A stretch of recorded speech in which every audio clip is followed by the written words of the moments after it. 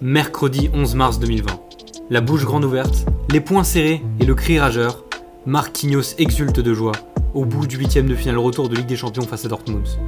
Ce soir-là, le Paris Saint-Germain renverse son adversaire après un match aller désastreux et met fin à 3 ans de désillusion, d'humiliation et d'appréhension.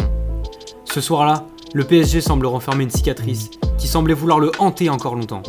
Une plaie ouverte 3 ans plus tôt en 2017 face au FC Barcelone. Les souvenirs sont pour beaucoup aussi douloureux qu'un France-RFA 1982 ou un France-Italie 2006. En une soirée, le mot remontada est devenu tabou, un sujet polémique. Alors comment un simple match de football a provoqué un traumatisme pour toute une communauté? Retour sur l'un des moments les plus mémorables de l'histoire du football. Qui aurait pu bien dire que la fête des amoureux se transformerait en fête du football?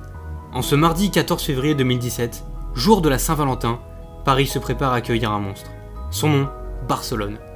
Une équipe que les Franciliens attendent depuis 3 mois, et ce fameux tirage au sort des 8ème de finale de la Ligue des Champions. Une étape décisive dans la quête d'un espoir, celui de conquérir la première coupe aux grandes oreilles de l'histoire du club de la capitale.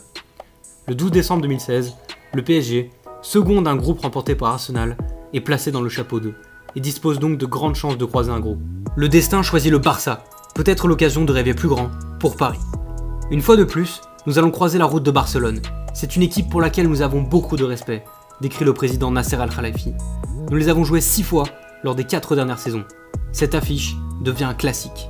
Dans un parc des princes noir de monde, baigné par une foule en délire, un sentiment prend au vif les observateurs. Il semble se passer quelque chose dans les tribunes. Une force intouchable prend forme et emporte toute la jeune garde parisienne. Dans la fraîcheur du mois de février, 2 équipes disposant en 4-3-3 s'opposent. Face au PSG, un trio, la MSN. M pour Lionel Messi, S pour Luis Suarez, N pour Neymar. À eux 3, les attaquants sud-américains du Barça pèsent 44 buts toutes compétitions confondues. De quoi faire trembler les jambes franciliennes. Dans la tribune Auteuil, un immense tifo recouvre les supporters. Ensemble, nous sommes invincibles, dit-on dans les gradins. Comme un signe prémonitoire, à quelques minutes du coup de sifflet de M. Simon Marcignac, l'arbitre polonais de la rencontre. Dès les premières minutes, les Franciliens imposent un rythme d'enfer. Après avoir bien anticipé une magnifique ouverture d'André Di Maria, le gardien barcelonais Marc-André Ter Stegen signe une double parade de grande classe face à Blaise Matuidi puis Adrien Rabiot. On joue alors la 11e minute de jeu. La domination parisienne est incontestable et se concrétise 7 minutes plus tard. Sur un coup franc concédé aux 20 mètres par Samuel Umtiti, André Di Maria de sa patte gauche enroule un bijou dans la lucarne. Cette fois-ci, Ter Stegen est impuissant. Le Barça est méconnaissable, à l'image d'un Lionel Messi transparent et incapable de faire des différences. Pour lui suppléer, un homme sort du lot, Neymar. Le Brésilien est alors l'unique Blaugrana à apporter de la vitesse à une équipe surprise par le niveau d'intensité mis par Paris. Paris surfe sur la vague de l'insouciance et obtient sa récompense à la 39e minute. Après une surprenante récupération de Rabiot sur Messi dans le camp catalan, Marco Verratti lance à la perfection Julian Draxler, qui croise victorieusement sa frappe. La sensation est déjà immense dans la capitale, mais pourtant, le festival est loin d'être terminé. Dès le premier quart d'heure de la deuxième période, les Parisiens imposent la même volonté de jouer au football. Après avoir illuminé la tribune Auteuil, André Di Maria enflamme Boulogne à la 55e minute de jeu. Servi par Kurzawa, au bout d'une situation partie du camp francilien, l'Argentin feinte Alba, puis dépose une nouvelle frappe enroulée du gauche dans la lucarne. Aux 20 mètres, l'ancien joueur du Real Madrid peine à réaliser son exploit et s'en va célébrer son doublé, le cœur dans les mains. Profitant des prestations impressionnantes de Presnel Kimpembe et Adrien Rabiot, les Franciliens enfoncent le clou, avec le but du 4-0. Après un crochet sur Neymar, Thomas Meunier remonte tout le terrain et offre un caviar à Edinson Cavani. Le Matador ne laisse aucune chance à Marc-André Ter Stegen et place son tir au ras du montant. Le jour de ses 30 ans, l'Uruguayen s'offre le plus beau des cadeaux en marquant un but au Grand Barça. Marcelo Bielsa m'a dit que le meilleur football qu'il ait vu, après le Barça de Guardiola, c'était le PSG lors de la victoire contre le FC Barcelone, explique Unai Emery, l'entraîneur parisien. Les Blaugranas sont résignés et subissent sans se révolter. Seul espoir de la fin de partie, une tête de Samuel Umtiti expédiée sur le poteau à la 83e minute. Jusqu'au bout du temps additionnel, le Parc des Princes reste plein et ne cesse de chanter. Le club de la capitale réalise alors à 22h45 qu'il vient de créer un exploit prodigieux, comme le titre le journal L'Équipe le lendemain. C'est impossible de demander une soirée plus belle. Battre le Barça 4-0 et marquer 2 buts, c'est extraordinaire, déclare Di Maria à la fin de la rencontre. Les Barcelonais sont abattus et gardent difficilement à l'esprit l'existence d'un match retour. L'heure est alors de rêver à un exploit jamais accompli dans l'histoire du football, réaliser une remontada en s'imposant par 5 buts d'écart. Pourtant, les statistiques sont unanimes, aucune équipe dans le passé ne s'est qualifiée après avoir subi une défaite aussi large. En l'espace de 3 semaines, les Blaugranas reprennent soudainement espoir et transforment ce match retour en un objectif ultime. Les journaux en font une affaire d'État et le mot remontada commence petit à petit à s'inviter dans toutes les bouches en Espagne. Luis Suarez, transparent à l'aller, décrit le sentiment général de ses coéquipiers à quelques jours du retour. « Je pense que c'est un beau défi. Renverser le score serait historique. Il ne faut pas s'en rendre malade. On doit le prendre comme une belle occasion de marquer l'histoire. » Sur une série de 4 victoires consécutives, les Catalans se préparent de la meilleure des manières. 2 victoires, 6-1 contre Gijón, puis 5-0 face au Celta Vigo, soit les scénarios rêvés pour le rendez-vous du mercredi 8 mars. Tous se mettent alors à y croire, même en France, où la presse commence à mettre en garde un PSG plus que confiant. Entre l'aller et le retour, Paris prend d'ailleurs le temps d'infliger une correction à Marseille. Une démonstration 5-1, histoire de refroidir toutes les ardeurs barcelonaises. Assis autour d'une table d'un restaurant italien, et filmé par Bro Stories à 2 jours de la deuxième manche, Blaise Matuidi, Thomas Meunier, Marco Verratti et Julian Draxler échangent à propos du match retour. Après que l'Italien lui ait demandé s'il serait heureux en cas de qualification sur le score de 5-1, le Belge répond fermement « Tu prends 5-1 et après les gens vont rigoler de toi. Bien sûr que je ne serai pas content. Ils n'auront pas le choix. Ils devront attaquer. » Le Français réplique avec plus d'optimisme « Je pense que ça va le faire. Cette année, on a 4 buts d'avance. Il faut atteindre les 20 premières minutes de jeu qui seront extrêmement importantes. » Mais pourtant, à l'aube du tant attendu match retour, la sérénité ne semble plus habiter le club de la capitale. Comme l'avait prévu le Barça, la peur la remplace et s'invite dans les têtes parisiennes. Alors que tous les voyants étaient au vert pour assister à une qualification tranquille en quart de finale, ce 8ème de finale déjà fou se transforme en film hollywoodien. Avant de pénétrer dans la clameur étouffante du Camp Nou et ses 96 000 spectateurs, les Franciliens ne semblent plus débordés d'insouciance, mais pétrifiés par l'enjeu de ce match retour. Dès l'entame, au lieu d'avancer et de proposer le même défi qu'au match aller, Paris recule et se laisse dominer. On joue la 3ème minute de jeu, et Luis Suarez profite de la mauvaise entente francilienne pour lober Kevin Trapp de la tête. Le début de rencontre est catastrophique et annonce le pire pour la suite. Malgré quelques initiatives, les Parisiens sont avalés. Et après 7 tirs concédés, le gardien du PSG craque pour la 2e fois, juste avant la pause.